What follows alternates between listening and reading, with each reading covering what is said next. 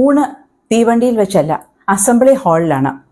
കുട്ടികൾ ഉച്ചഭക്ഷണം കഴിക്കുന്നിടത്തേക്ക് ടോട്ടോച്ചാനെ കൂട്ടിക്കൊണ്ടു പോകുന്നതിനിടയിൽ മാസ്റ്റർ പറഞ്ഞു. അവൾ നേരത്തെ കയറി വന്ന കൽപ്പടവുകൾക്ക് മുകളിൽ തന്നെയായിരുന്നു അസംബ്ലി ഹാളും. അവർ ഹാളിലെത്തി. മേശകളും കസേരകളും നീക്കി നിരക്കുന്നതിൻ്റെ പരുക്കൻ ശബ്ദം. കുട്ടികൾ ഊണിനുള്ള തയ്യാറെടുപ്പിലാണ്. അവർ ഇരിപ്പിടങ്ങൾ വട്ടത്തിൽ ക്രമീകരിച്ചുകൊണ്ടിരിക്കുന്നു. ടോട്ടോച്ചാൻ മാസ്റ്ററോടൊപ്പം വിശാലമായ ഒരു ഹാളിൻ്റെ ഒരു കോണിലേക്ക് ഒതുങ്ങി നിന്ന് എല്ലാം ശ്രദ്ധിച്ചുകൊണ്ടിരുന്നു. ബാക്കി കുട്ടികളൊക്കെ എവിടെയാ? മാസ്റ്ററുടെ നീളൻ ഷർട്ടിന്റെ തുഞ്ചത്ത് പിടിച്ചു വലിച്ചുകൊണ്ട് അവൾ സംശയം പ്രകടിപ്പിച്ചു. എല്ലാവരും ഉണ്ടല്ലോ, മാസ്റ്റർ പ്രതിവചിച്ചു. എല്ലാവരുമോ? അവൾ അത്ഭുതം കൂറി. പഴയ സ്കൂളിലാണെങ്കിൽ ഒരു ഡിവിഷനിൽ തന്നെ ഇത്രയും കുട്ടികൾ ഉണ്ടാവും. അപ്പോ ഈ ഇരിക്കണ ഇത്രയും പേരെ ഉള്ളോ മൊത്തം? അവൾ വിശ്വാസം വരാതെ ചോദിച്ചു. അത്രേ ഉള്ളൂ, മാസ്റ്റർ പറഞ്ഞു. എല്ലാറ്റിലും പഴയ സ്കൂളിൽ നിന്ന് വ്യത്യസ്തമാണ് ഇവിടം, ടോട്ടോച്ചാൻ വിചാരിച്ചു. കുട്ടികളെല്ലാം കസേരകളിൽ ഇരിപ്പിടം പിടിച്ചു കഴിഞ്ഞിരുന്നു. മാസ്റ്റർ ചോദിച്ചു, കടലിൽ നിന്നുള്ള പങ്കും മലകളിൽ നിന്നുള്ള പങ്കും കൊണ്ടുവന്നിട്ടുണ്ടല്ലോ എല്ലാവരും, അല്ലേ? ഉണ്ടല്ലോ. ചോറ്റുപാത്രങ്ങൾ തുറന്ന് കാണിച്ചുകൊണ്ട് കുട്ടികളെല്ലാവരും ഒരുമിച്ചു പറഞ്ഞു. കാണട്ടെ കാണട്ടെ. മാസ്റ്റർ മേശവൃത്തങ്ങൾക്കിടയിലൂടെ നടക്കാൻ തുടങ്ങി. അദ്ദേഹം ഓരോ പാത്രത്തിന്റെ അടുത്തെത്തുമ്പോഴും കുരുന്നുനാവുകൾ ഓരോ പേരുകളായി പറഞ്ഞുകൊണ്ടിരുന്നു. മാസ്റ്റർ പറഞ്ഞതിന്റെ അർത്ഥം ടോട്ടോച്ചാന് പിടികിട്ടിയില്ല. കടലിൽ നിന്നുള്ള പങ്കും മലമുകളിൽ നിന്നുള്ള പങ്കും കൊണ്ടുവരികയോ? ഹായ്, നല്ല തമാശ തന്നെ, കൊച്ചു ടോട്ടോ കൗതുകത്തോടെ വിചാരിച്ചു. ഉച്ചയൂണിന് ഇത്ര രസമുണ്ടാവുമെന്ന് അവൾ സ്വപ്നത്തിൽ പോലും കരുതിയിട്ടില്ല. ഇവിടം വ്യത്യസ്തമാണ്, വിചിത്രമാണ്. നാളെ മുതൽ താനും ഇവർക്കിടയിലിരുന്ന് ഊണ് കഴിക്കുന്ന രംഗം അവൾ സങ്കല്പിച്ചു നോക്കി. പാത്രം തുറക്കുക, കടലിൽ നിന്നും മലകളിൽ നിന്നുള്ള പങ്ക് മാസ്റ്ററെ കാട്ടിക്കൊടുക്കുക. ഹായ്! സന്തോഷം കൊണ്ട് അവൾക്ക് തുള്ളിച്ചാടണമെന്ന് തോന്നി. മാസ്റ്റർ പാത്രങ്ങൾക്ക് മുന്നിലൂടെ കടന്നു പോവുകയായിരുന്നു. ഉച്ചവെയിൽ അദ്ദേഹത്തിന്റെ ചുമലുകളിൽ ഊർന്നു വീണു. ടോട്ടോച്ചാൻ ഇനി മുതൽ ഈ സ്കൂളിലെ കുട്ടിയാണ് ട്ടോ. മാസ്റ്ററുടെ ഈ വാക്കുകൾ കേട്ട നിമിഷം മുതൽ എങ്ങനെയെങ്കിലും അടുത്ത പ്രഭാതം ഇങ്ങെത്തിയാൽ മതി എന്നായിരുന്നു അവൾക്ക്. ഒരു പകലിനു വേണ്ടി ഇത്രയേറെ ആഗ്രഹത്തോടെ അവൾ കാത്തിരുന്നിട്ടില്ല. സാധാരണയായി രാവിലെ ടോട്ടോച്ചാനെ കിടക്കപ്പായിൽ എഴുന്നേൽപ്പിക്കുക എന്നത് അമ്മയ്ക്ക് വളരെ ശ്രമകരമായ ഒരു കാര്യമാണ്.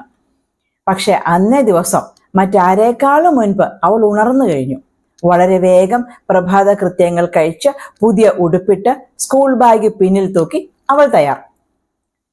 റോക്കി സംശയത്തോടെ നോക്കി. ആ വീട്ടിലെ അംഗങ്ങളിൽ വെച്ച് ഏറ്റവും കൃത്യനിഷ്ഠയുള്ളത് അവനാണ്. അവൻ ജർമ്മൻ ഷെപ്പേർഡ് ഇനത്തിൽപ്പെട്ടതാണ്. കൊച്ചു ടോട്ടോയുടെ ഒരുക്കങ്ങൾ അവൻ അല്പം അസാധാരണമായി തോന്നി. മൂരി നിവർന്ന് കൗതുകം കൂറുന്ന കണ്ണുകളുമായി അവൻ അവളെ ഉരുമി ചുറ്റിപ്പറ്റി നിന്നു.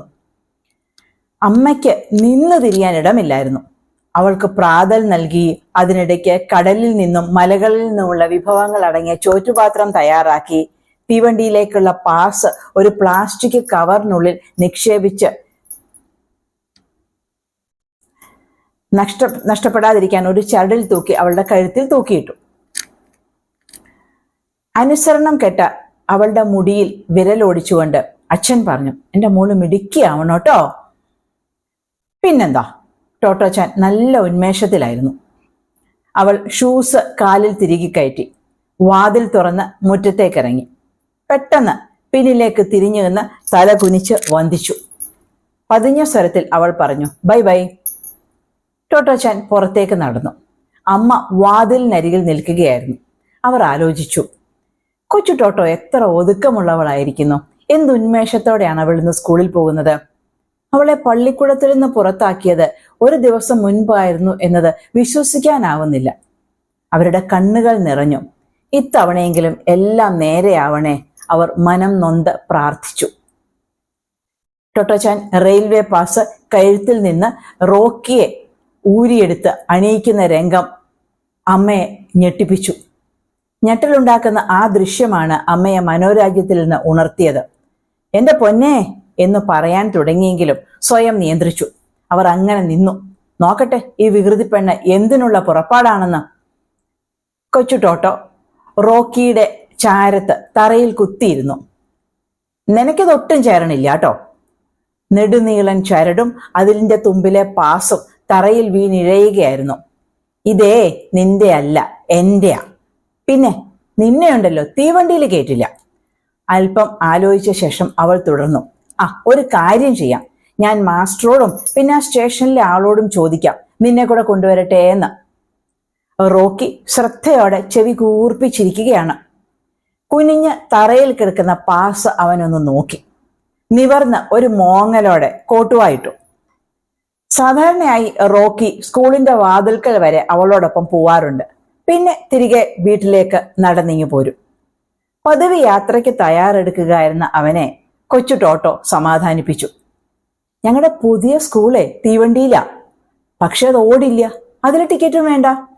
എന്നാലും നിന്നെ ഇന്ന് കൊണ്ടുപോകാൻ പറ്റില്ല കേട്ടോ. ഞാനൊന്ന് പോയി തിരക്കിയിട്ട് നാളെ നമുക്ക് നോക്കാം.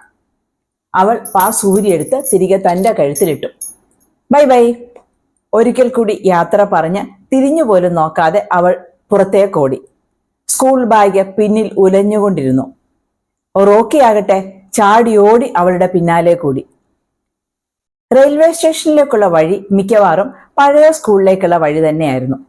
പാതയോരത്ത് പഴയ പരിചയക്കാരെയൊക്കെ ടോട്ടോച്ചൻ കണ്ടു. പൂച്ചകൾ, 1ാം ക്ലാസ്സിലെ പഴയ കൂട്ടുകാർ, നായക്കുട്ടികൾ, എല്ലാവരെയും പാസ് ഒന്ന് കാട്ടിയാലോ എന്നൊരാഗ്രഹം അവൾക്ക് തോന്നി. പക്ഷെ ഇന്നത്തെ ദിവസം താമസിച്ചൂടാ, ഇനി ഒരിക്കലാവട്ടെ, കൊച്ചു ടോട്ടോ തീരുമാനിച്ചു. കാലുകൾ വലിച്ചു വെച്ച് അവൾ നടന്നു. സ്റ്റേഷനിലേക്കുള്ള തിരിവിലെത്തിയപ്പോൾ റോക്കി അവിടെ തന്നെ നിൽപ്പായി. ഇടത്ത് കാണുന്ന വഴി തിരിഞ്ഞ് പള്ളിക്കൂടത്തിലേക്ക് പോകാറുള്ള ടോട്ടോച്ചാൻ പതിവിന് വിരുദ്ധമായി എതിരെയുള്ള വഴിയിലേക്കാണ് നടക്കുന്നത്. അവൻ വാ പൊളിച്ച് വട്ടക്കണ്ണുകൾ ഉയർത്തി 4 പാടുമൊന്ന് നോക്കി. റോക്കിയുടെ നെറ്റിയിൽ മുഖമുരുമി അവൾ മന്ത്രിച്ചു.